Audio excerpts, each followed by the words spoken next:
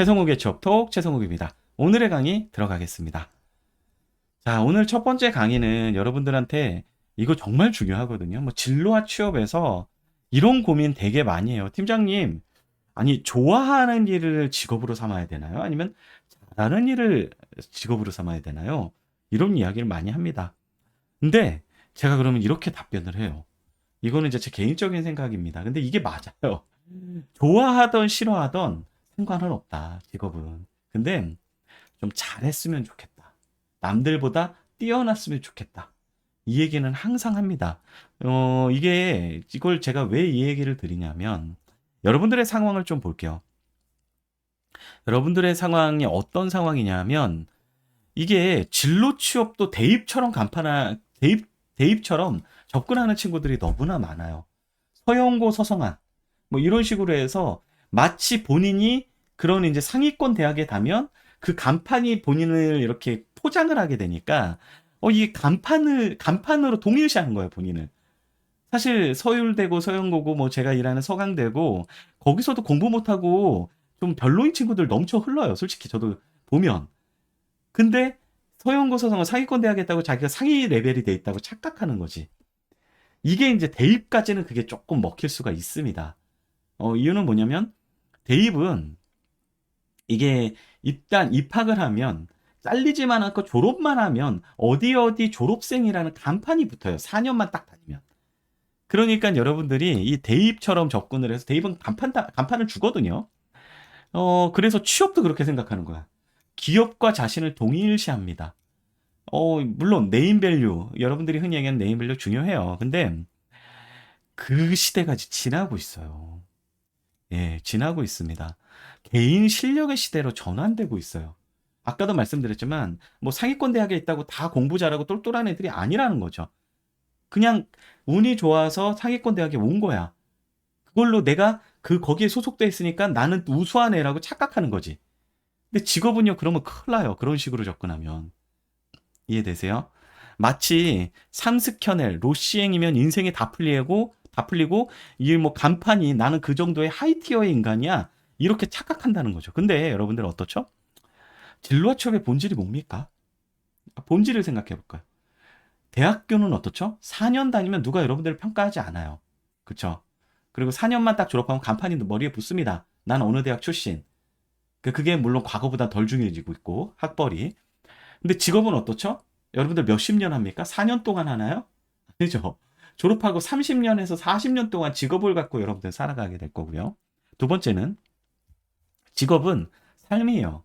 여러분들이 자영업을 하든 직장인으로서 일을 하든 아니면 뭐 전문직이 되든 계속적으로 남들이 여러분들의 퍼포먼스, 성과를 계속 평가하게 됩니다. 고가를 매기든 아니면 고객이 꽉 차가지고 자영업이 흥하든 창업이 성공을 하든 대입처럼 졸업하면 끝이 아니에요. 이게 직업의 속성입니다. 여러분들이 잘해야 돼요. 뭐 오늘 이제 중고 신입이랑 이직에 대한 질문도 있어서 제가 그거를 강의를 넣었는데 똑같죠. 이직을 할 때도 내가 일을 잘한 사람이 이직을 잘하는 겁니다. 이게 직업의 속성이에요. 대입이랑 너무나 달라요. 간판 따는 게임이 아닙니다. 네임밸류보다 훨씬 중요한 게 여러분들이 그 직업 속에서 어떤 평가를 받고 어떤 식으로 일을 해나가고 어떤 역량을 계속 표현해서 그쵸, 퍼포먼스, 성과를 내느냐가 직업의 속성입니다. 대입이랑 전혀 달라요. 서영우 서성한이 아니에요. 로시행 나왔는데 일을 잘 못하면 망가지는 겁니다. 그렇죠? 어때요? 직업은 정말 다르죠, 대입이랑. 근데 문제는 요즘 학생들이 코로나 이후에 되게 심해졌어요. 대입이랑 직업을 혼동을 합니다. 남들처럼 우리 뭐 엄마나 아빠가 좋은 대학 가면 네 인생 풀린 것처럼 너 좋은 기업 가면 넌 인생이 풀린 거야라고 착각을 환상이에요. 좋은 기업 가서 일 못하면 끝이야. 그게 일에 안 맞으면 여러분도 일을 못할 거 아니에요. 네네. 이런 생각을 해봐야 됩니다. 그래서 진로 취업은요, 좋아하던 싫어하던 남들이 계속 평가를 하기 때문에 대입이랑 전혀 다른 게임이기 때문에 잘해야 돼요. 잘해야죠. 여러분들 평가를 잘 받을 거 아니야. 첫 번째 이유 뭡니까? 왜냐면 여러분들이 잘해야지 조금이라도 재미를 느낄 수가 있어요. 30년, 40년 하실 일인데 그게 조금이라도 재미가 있어야 되지 않겠습니까? 하루하루 괴로우면 안 되잖아요. 근데 그게 물론 좋아해도 재미를 느낄 수 있겠지만 잘해야죠. 잘해야 재미를 느끼죠. 좋아하는데 못 해보세요. 그러면 남들이 뭐라고 할 거 아닙니까? 왜 이렇게 못하냐고 좋아하는데. 그럼 그게 좋아지겠습니까? 재미가 있겠어요? 계속 갈굼당하는데 일 못한다고? 패급이라고?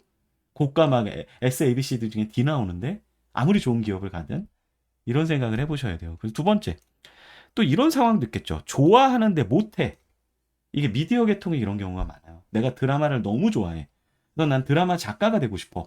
그래서 드라마 작가 아카데미 이런 거 있죠. 그런데 막 학원 다니고 해가지고 드라마 작가가 되고 싶어 계속 습작을 해. 근데 입봉이 안 되네? 그럼 어때요? 비참해질 수가 있어요.